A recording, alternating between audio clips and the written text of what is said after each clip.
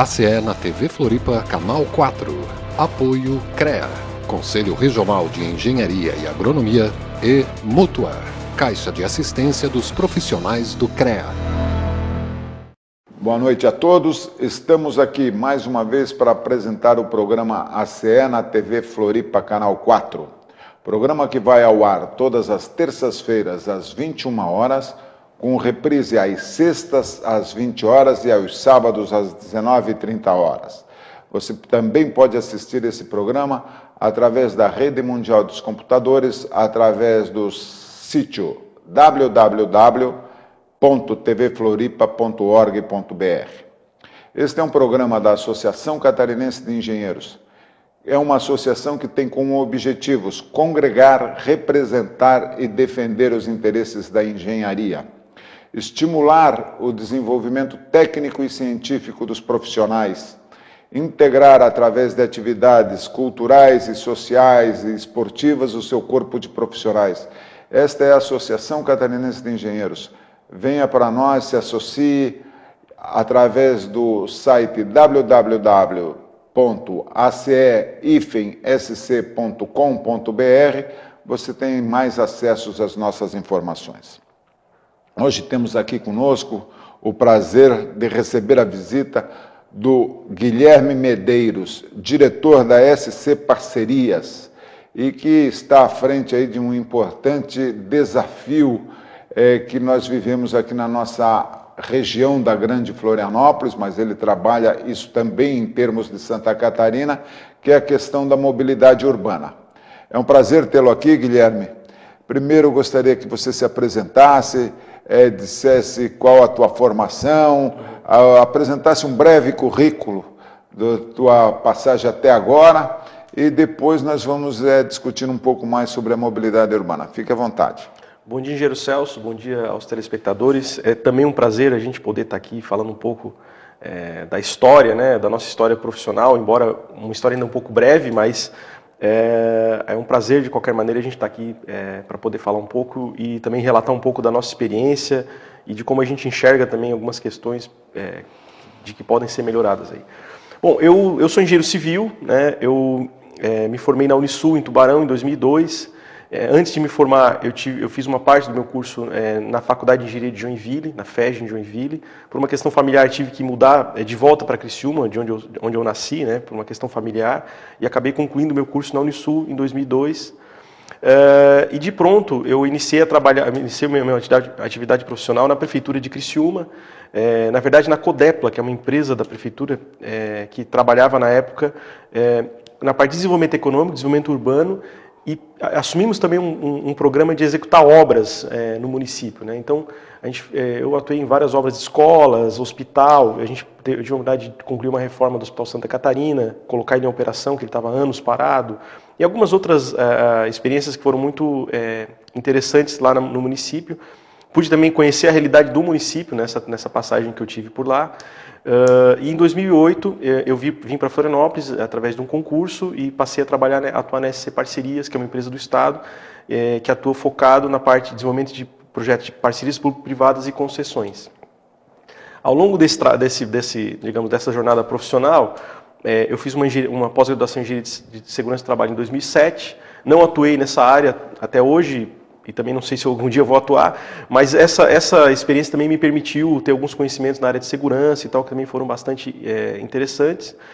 Agora eu estou fazendo um programa de mestrado na UFSC, na área de engenharia civil também, no programa de infraestrutura e gerência viária, e a gente está focado aí bastante na questão de mobilidade urbana.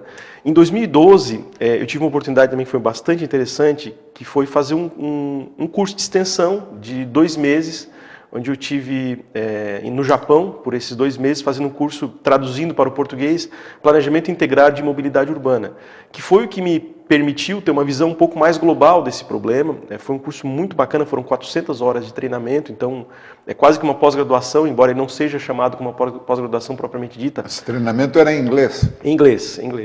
E foi uma experiência bastante bacana, porque além de poder... Quantos países tinham nesse treinamento aí? Quantos alunos de diversos países, né? Em torno de 17 países. A turma era de quantos? Então, eram 19 alunos, mais ou menos. Tinham 2 brasileiros, eu e mais o Fernando, que era de São Paulo, que trabalha na CPTM. Tinham 2 de Sri Lanka, que eram os países que tinham dois alunos, e aí tinha o pessoal da África, leste da Ásia, tinha um colombiano também, com quem a gente pôde fazer uma boa amizade. Enfim, então foi uma experiência também para poder compartilhar experiências, não só ver o que está sendo feito no Japão, mas também perceber o que está sendo feito nos outros países. E uma coisa interessante que passou a me chamar a atenção a partir daquele momento é que a gente vê que o Brasil tem, sim, um padrão de desenvolvimento considerável, é um país em desenvolvimento, e nós estamos evoluindo. Mas quando a gente se compara com outros países que são muito menores economicamente do que a gente, às vezes sem conhecer esses países, a gente não acredita que eles têm um bom padrão de desenvolvimento tecnológico, na parte de gestão de tráfego, enfim. E eu tive a oportunidade de perceber que vários países que a gente não faz nem ideia que tem algum avanço, estão na nossa frente, né? Por exemplo, tive a oportunidade de conhecer um colega que trabalha na capital da Mongólia, Ulaanbaatar, uma cidade de 2 milhões de habitantes. Eles têm um sistema de gestão de tráfego lá de primeiríssimo mundo, né, de primeiríssima categoria. Formação importante. E tem profissionais formados, enfim, tem uma gestão sobre a cidade que é mais avançada do que a nossa.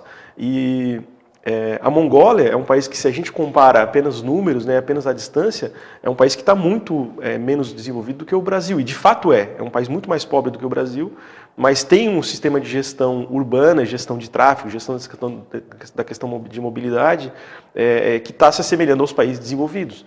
E isso não é só o caso da Mongólia, tem vários outros países que estão com esse desenvolvimento. Isso me chamou a atenção.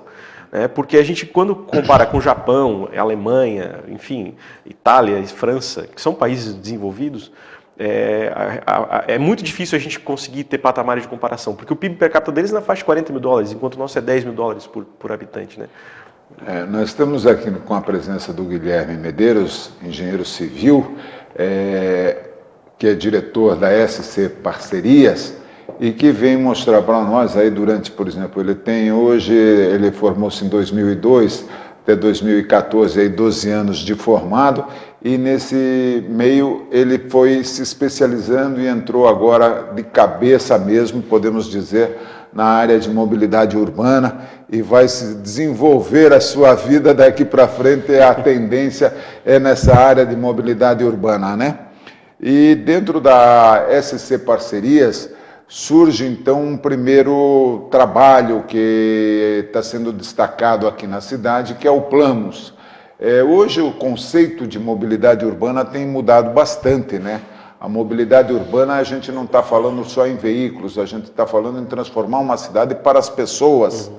Então, o importante é que isso seja desenvolvido, e o primeiro trabalho a ser feito ali pela sua diretoria é esse Planos que está em colocação. Você podia descrever um pouco o que é esse Planos, o que ele faz, qual o resultado que ele vai ter, quanto tempo nós vamos levar para ter esse resultado? Bom, o Planos na verdade, é um plano de mobilidade metropolitano, né, denominado Plano de Mobilidade Urbana Sustentável da Grande Florianópolis. E a questão do sustentável é exatamente para a gente buscar priorizar os modos sustentáveis, ou seja, melhorar o nosso transporte público e melhorar também as condições de deslocamento por ciclistas, pedestres, né? E também a gente tratar a questão da mobilidade não apenas focando no sistema de mobilidade, não apenas, mesmo considerando os modos não motorizados, a gente precisa também olhar, né, ter um olhar para a questão da organização do espaço da cidade como um todo, né? A gente observa que ao longo do tempo as cidades vão se espalhando, isso não é uma característica apenas da Grande Florianópolis, mas é um problema até global. Nos Estados Unidos isso é muito sentido, porque é um país que também depende muito do automóvel, a mobilidade ao longo das últimas décadas, assim, tanto nos Estados Unidos quanto no Brasil, se baseou, digamos, preferencialmente no automóvel durante esse tempo. E isso faz com que a necessidade de espaço para o automóvel e a facilidade que o automóvel possibilita de que as pessoas morem cada vez mais distantes e tenham essa flexibilidade, vai fazendo com que a cidade se espalhe. Então a gente precisa também conter esse espalhamento, né, digamos, esse espalhamento da área urbana. Precisamos olhar também essa questão urbanística para tratar a questão da mobilidade. E é notório, os países europeus já estão com uma visão mais avançada nesse sentido, é notório que a gente não vai conseguir resolver a mobilidade apenas baseado no automóvel, apenas aumentando o espaço das vias para o automóvel. E os próprios americanos, né, que são o país do automóvel, já estão enxergando isso, já estão enxergando essa necessidade de melhorar o transporte público, enfim, com políticas mais orientadas para os modos sustentáveis, né, porque eles mesmos já percebem que o modelo do automóvel, economicamente, ambientalmente, é um modelo que tem limitações, né, enfim. E aí o Plamus busca trazer uma visão um pouco mais integrada dessa questão, não apenas mobilidade baseada no automóvel, mas com toda essa visão holística, né? E ela vai fazer uma pesquisa nos municípios da Grande Florianópolis, basicamente. Como é que é esse trabalho? A primeira metade do projeto, que nós já estamos aí bem avançados no andamento dessa etapa, é um diagnóstico, né, que é composto pela pesquisa origem e destino, que é a principal ferramenta do projeto. Nós estamos atualizando a nossa pesquisa origem e destino, que a única que foi feita aqui na Grande Florianópolis foi em 78 e não abrangia todos os municípios que já estão tendo problema hoje. Por exemplo, era apenas Florianópolis, São José e Palhoça, então a gente hoje está buscando atender aos 13 municípios da região que está ligada à SDR. Tem alguns municípios já, por exemplo, Biguaçu, um município que já tem uma dimensão considerável e precisa também ser avaliado. Vai desde Angelina até Biguaçu, até Antônio Carlos. Exatamente, Angelina, Antônio Carlos, Celso Ramos, Anitápolis, São Bonifácio, esses são os municípios limítrofes, né? Palhoça, São Pedro de Alcântara. São Pedro de Alcântara, que está no meio também. São José, Palhoça. São José, Palhoça. Santo Amaro. E junto com a pesquisa origem e destino domiciliar, está sendo feita uma campanha de contagem de tráfego, são em torno de 60 pontos de contagem.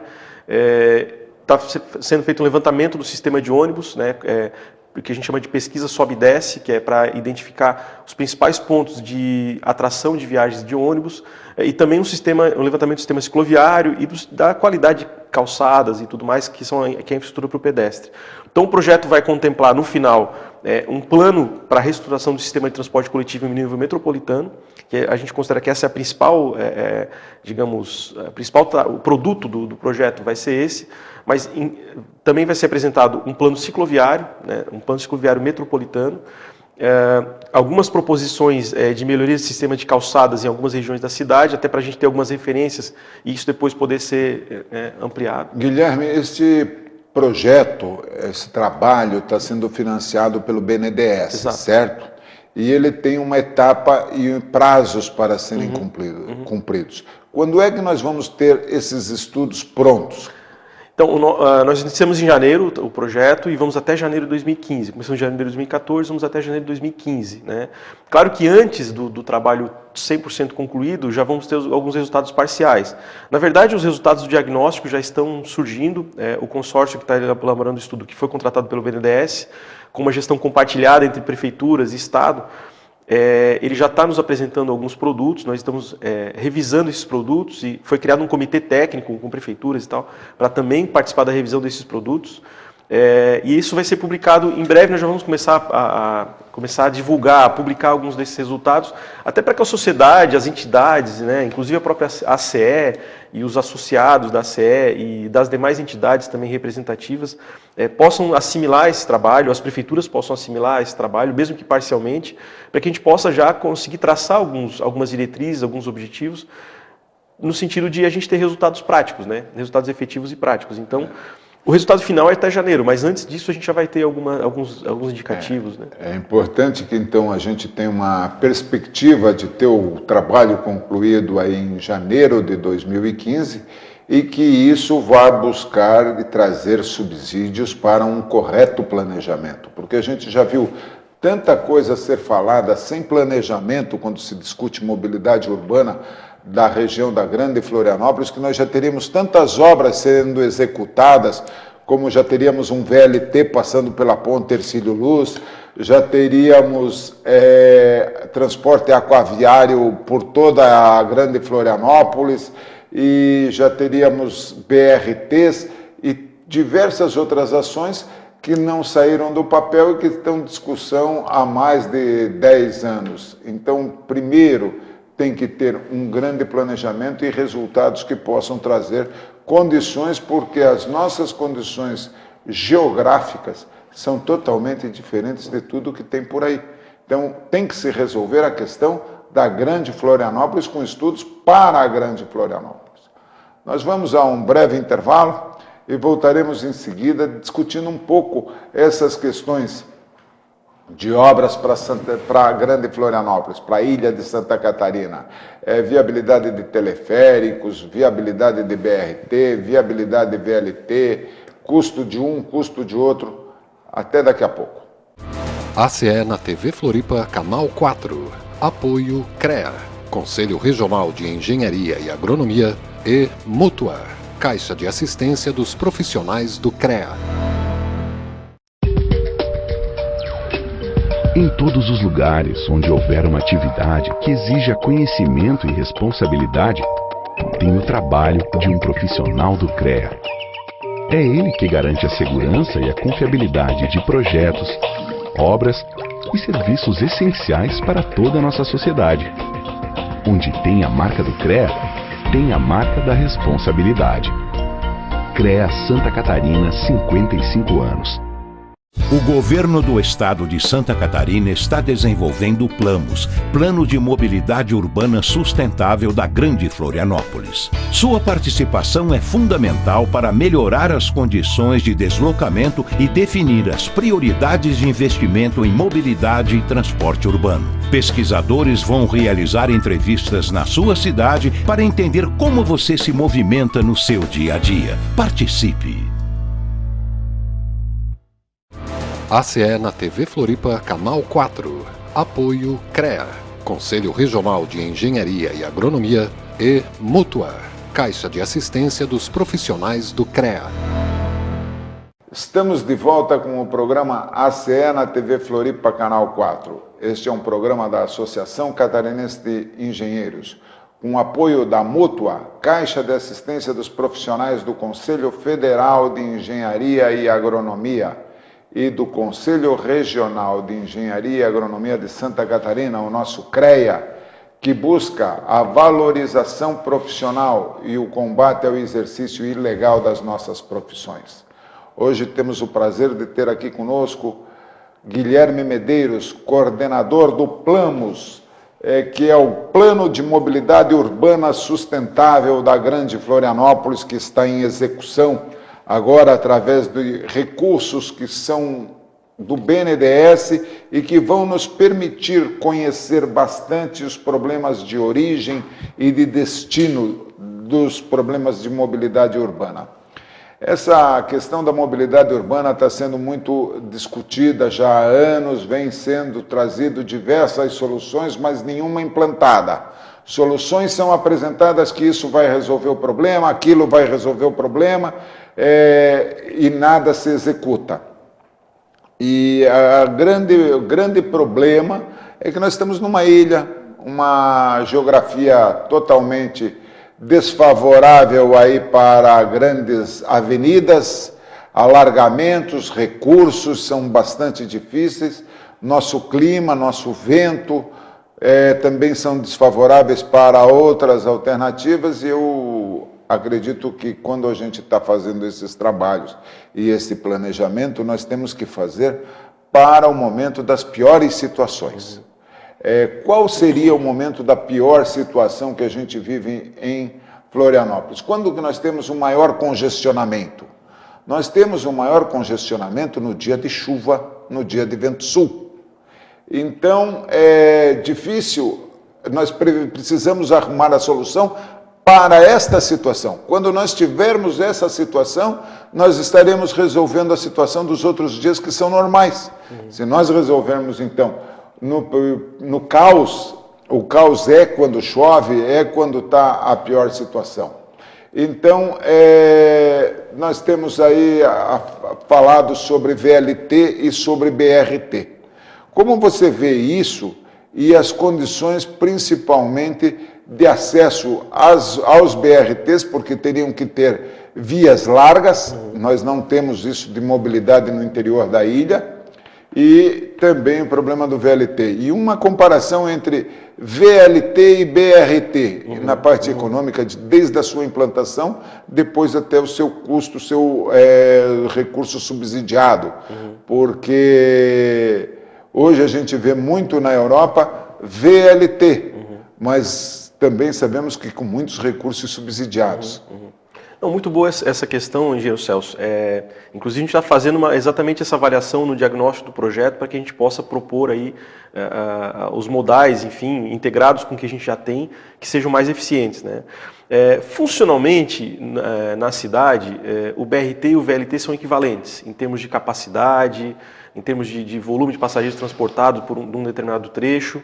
Veja que, do ponto de vista de ocupação de espaço, digamos, na área pública, também são equivalentes, porque ambos precisam também de pelo menos uma faixa para ir, uma faixa para voltar, com 3 metros e meio de largura. Não é a diferença do 3 por 3,5 que vai inviabilizar um ou outro. O VLT é mais estreitinho, um pouco é 3. O VLT você consegue passar com 3 metros, o BRT precisa de uns 3,5, mas não é esse meio metro de diferença que vai viabilizar ou inviabilizar um ou outro. Agora, o VLT tem uma vantagem por ele ser tipicamente elétrico, né? Então ele é mais silencioso, não emite gases, enfim. Mas, por outro lado, o VLT tem uma capacidade, uma flexibilidade menor para vencer curvas fechadas dentro da cidade e para vencer rampas, vencer, digamos, alguns morros, né? Que nós temos aqui algumas características assim, né? Por exemplo, se a gente colocar um sistema para o norte da ilha, pensando, né, em um sistema que atenda o norte da ilha, a gente tem aí 2 morros para atravessar, né, e fazer túnel nesses morros também não é uma coisa muito simples, né, que é o morro ali no João Paulo e o morro no Cacupé. Esses morros, o VLT não vence esses morros, né? Até pode vencer, mas aí tem que ter um sistema de tração auxiliar. O melhor seria fazer o túnel mesmo nessa situação. Ou ter outra alternativa. Um ônibus, um sistema o VLP poderia fazer isso, né? Que é um sistema elétrico sob pneus. Ou o ônibus, o sistema de BRT, que na verdade é um avanço do sistema de ônibus. É importante não confundir também o BRT com o ônibus, porque o BRT é um sistema um pouco mais amplo, que eu posso até falar um pouquinho. Mas nesses morros, nessas áreas, um BRT conseguiria vencer essas áreas. Então, alargando apenas aquelas vias, porque ali também já tem um estrangulamento, exatamente por ser morro, né? Então, eu estou citando apenas um exemplo, né? Um exemplo específico para que as pessoas possam entender também as dificuldades e vantagens de cada um dos sistemas. Agora, o BRT geralmente é a diesel, a biodiesel, temos alguns sistemas a gás natural também já sendo implantados no mundo, e alguns fabricantes já estão começando a ir para o sistema híbrido, como tem também os automóveis híbridos. E sistemas híbridos eles consomem menos combustível e poluem 50% menos. E tem uma outra característica do sistema híbrido que é bastante interessante, isso estamos falando de ônibus, né? BRT ou sistema de ônibus, ou sistema de ônibus híbridos. Assim como o VLT pode passar dentro das praças, dentro das áreas internas da cidade, a gente vê isso muito na Europa, de forma silenciosa, sem emitir poluição, enfim, o que é bastante importante para essas áreas. O sistema híbrido, quando ele é agregado com o sistema de baterias, também permite que o ônibus rode nessas áreas apenas com a tração elétrica, apenas com a bateria. Então isso acaba equiparando, de certa maneira, o sistema de BRT ao sistema de VLT, que tem algumas características. Então, é uma escolha, digamos, que tem que ser discutida. A gente está avaliando isso no âmbito do estudo. Nós ainda não temos essa conclusão, mas a gente vê também que, além dessas questões técnicas, o BRT é muito mais barato de ser implementado. O custo de implantação do BRT é bem menor do que o custo de implantação do VLT. O custo de implantação do VLT exigem trilhos e exigem uma rede elétrica para suporte. Exatamente. Enquanto que o BRT exige só o alargamento da via. Contrapartida favorável ao VLT, que usa uma faixa mais estreita, com 3 metros, que aquele outro meio metro poderia muito bem ser usado para uma via para ciclista e conviver conjuntamente. Mas são questões aí que a gente está vendo que está se desenvolvendo mais para a Grande Florianópolis, a solução do BRT, até pelos recursos e pelo custo de implantação. É isso, doutor Guilherme? Não, essa conclusão ainda não foi tomada, né? Isso até é uma perspectiva até pessoal, a gente entende que isso tem que ser discutido, até para que a gente tenha, engenheiro Celso, na medida do possível, um consenso a respeito disso, para evitar também que a gente sugira algum encaminhamento no âmbito do projeto, e isso depois venha a ser questionado, e a gente precisa encerrar esse debate. Precisamos encerrar esse debate em algum ponto e ter uma proposição onde todos, digamos, ou a maioria, né, temos aí forças, digamos, uniformes a favor de uma determinada solução. Porque se a gente continuar a vida toda discutindo, a gente vai acabar não chegando a lugar nenhum, né?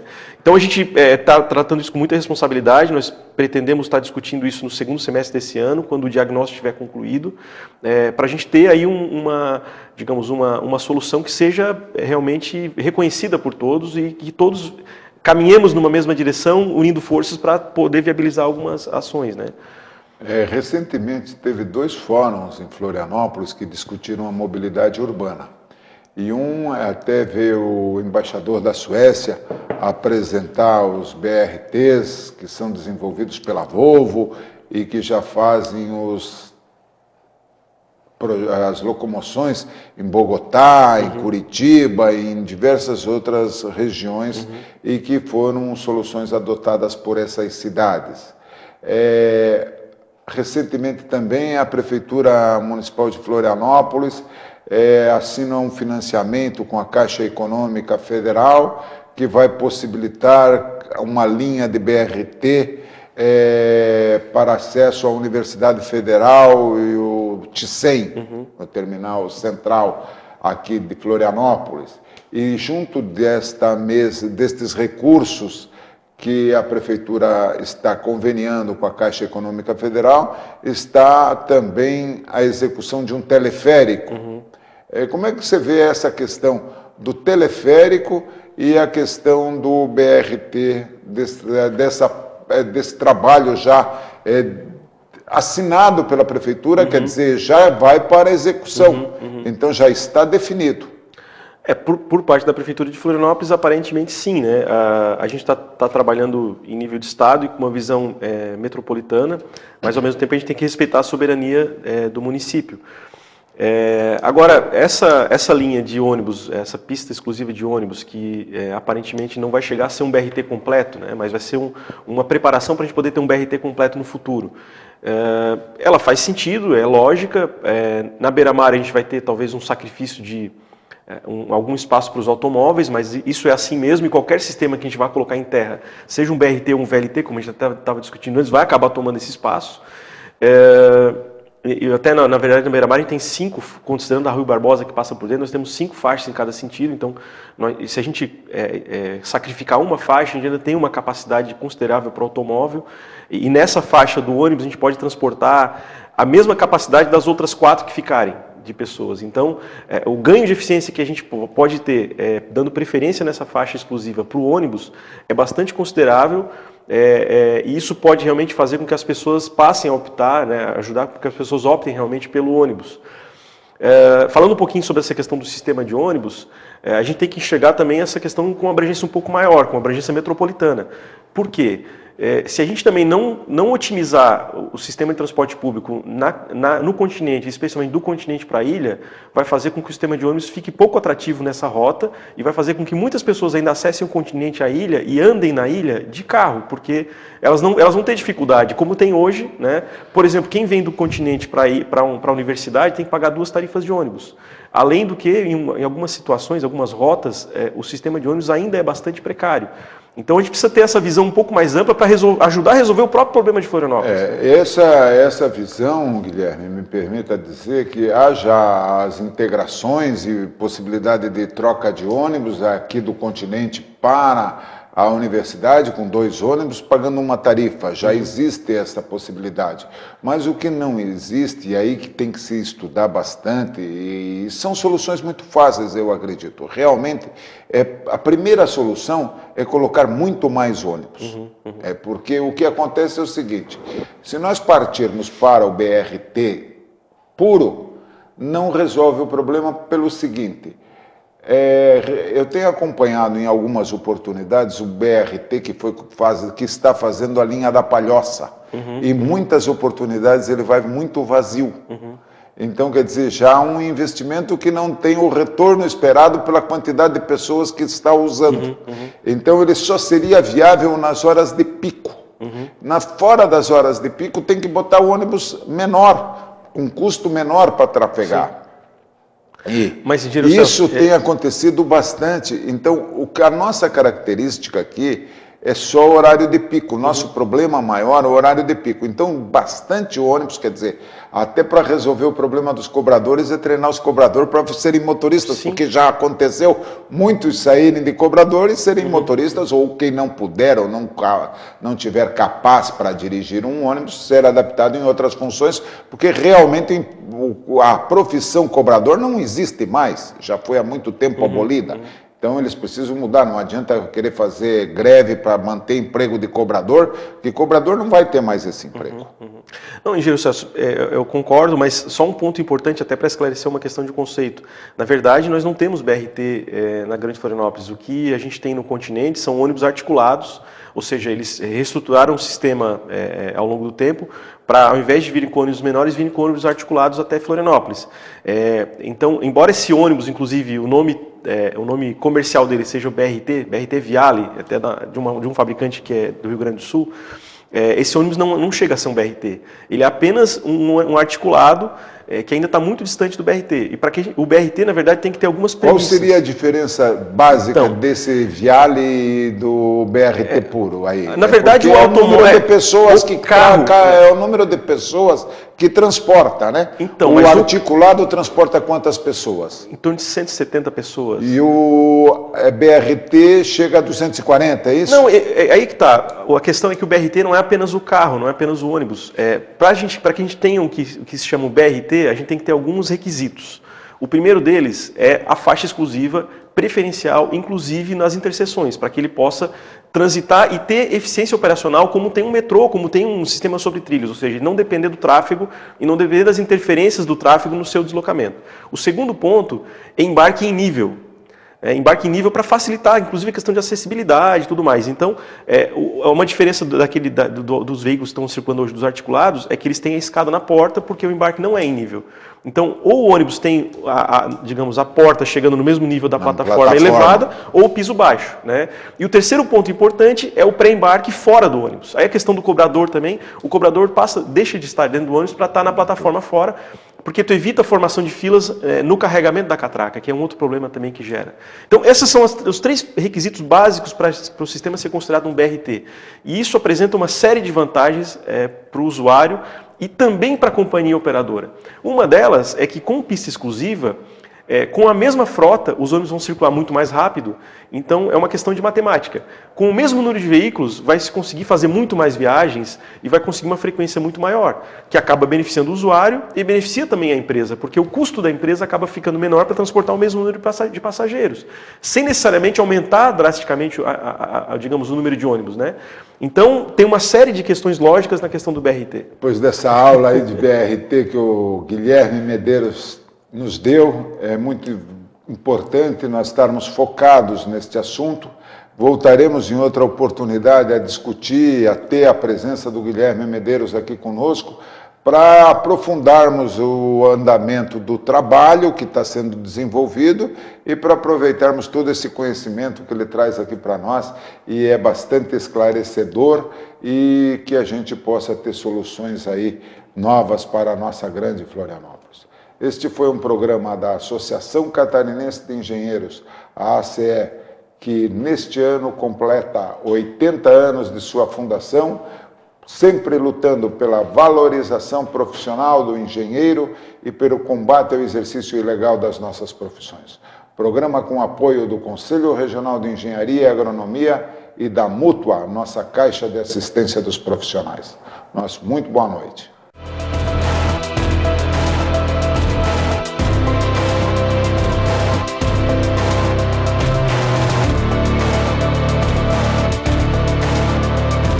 ACE na TV Floripa, Canal 4.